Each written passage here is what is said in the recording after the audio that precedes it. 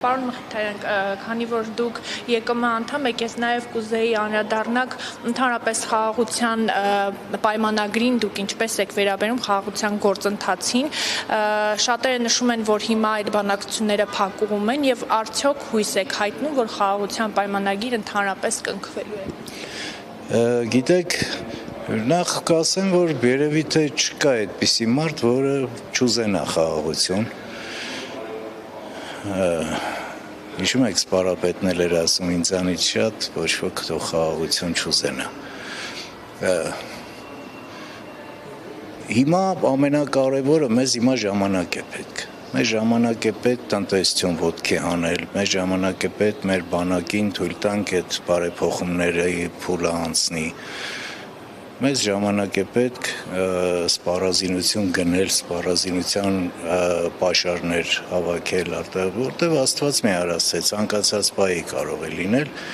չնայած ես հավատում եմ, որ խաղաղության դարաշրջանը լինելու է, հավատում եմ։ Ինչպես է լինելու, երբ օրինակ խաղաղության պայմանագրի կնքման մասին է խոսք գնում, համաձայնեցված կետեր կան, բայց դրան զուգահեռ Ադրբեջանը շարունակում է Հայաստանի Հանրապետության ինքնիշխան տարածքի նկատմամբ եւ հավակնություններ ունենալ, ինչպես նաեւ կրակ բացել։ Դա էլ է ժամանակավոր բնույթ կրում, դա էլ ինչ-որ ճնշման տարբերակ է կիրառում, վերջի վերջո եկեք ընդունենք, որ այս փուլում Ադրբեջանը հաղթողի դերում է, մենք 26 տարի ենք եղել հաղթողի դերում եւ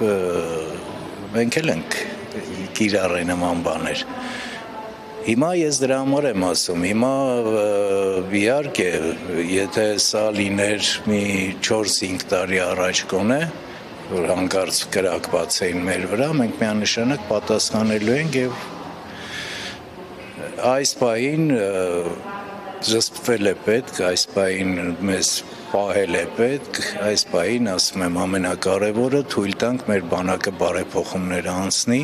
մենք սպառազինվենք եւ այդ պատասխան տալու ժամանակը կգա։ Քանի որ խոսեցիք փոփոխություններից բանակի վերաբերյալ սպառազինության,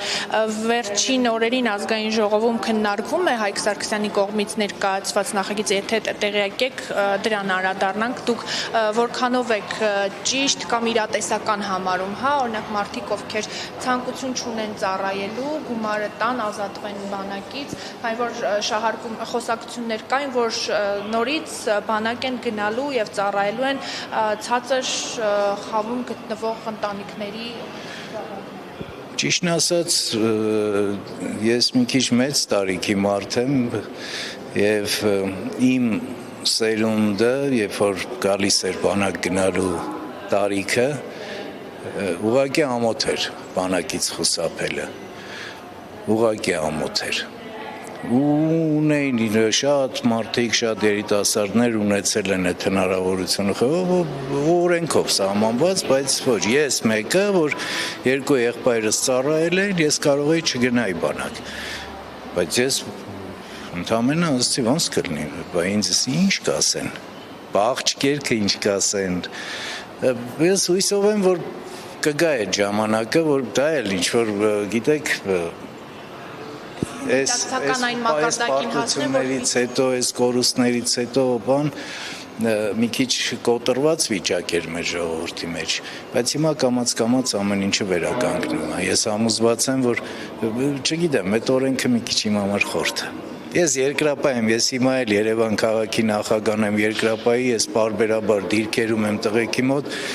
ես գնում եմ այնտեղ այլ իրականություն եմ տեսնում, այնտեղ տղամարդ տղեկ եմ տեսնում, պինդ կանգնած, որոնք որ ոչ տարիքին են նայում, ոչ բան, հարկ ասու, բավականին շատ երիտասարդներ են հիմա ընդգրկված